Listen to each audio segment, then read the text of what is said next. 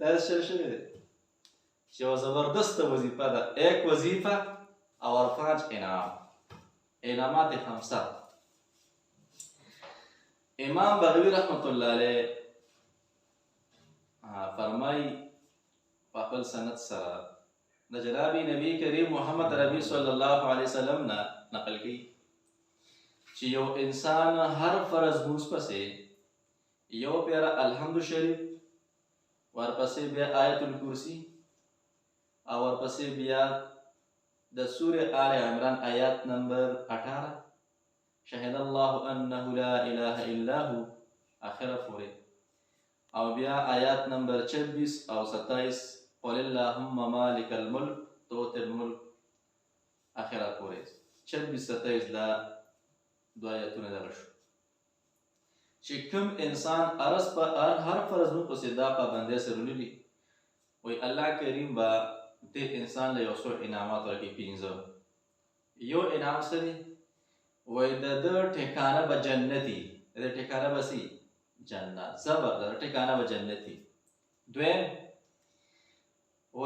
دا ده چې دې انسان له به الله جنت کې خصوصي ځای ورکوي، حضیرة القدس چې ورته وایي. دا جنت کې خصوصي ځای دی، دې کې به خصوصي خلک دي، لکه څنګه بحر یا ټاون دی، وایي دا به کپټاني ټاون دی، پنډا کې دی که هلته لکه سړی ځمکه ځای نشي اخیستی. 2 نعمتونه شو. دریم وایي الله کریم به دې انسان ته روزانه 70 بار 70 پیرې د رحمت په نظر باندې ګوري. ماشاءالله چې الله کریم یو انسان ته ته پوهېږې 70 پیرې د رحمت په نظر وګوري، څه دی خیال دی؟ یو پیره هم کافي دی، یو پیره هم کافي دی. قلیلک یکفیني ولکن قلیلک لا یقال له قلیل. او دویمه څلورمه دا چې د دې انسان به الله کریم 70 مرادونه برابري. بیا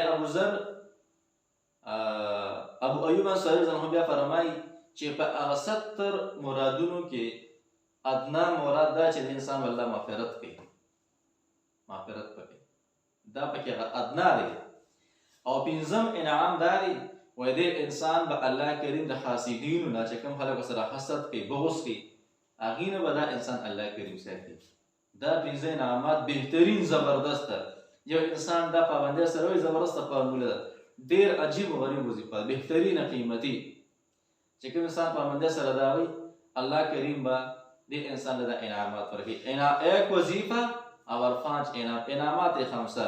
ملګرو له پکار چې دا په خپله زده کړي او ملګرو سره څه کړي، خامخا چې ملګرو سره دا شیر کړي. صحیح ده که نه؟ انشاءالله.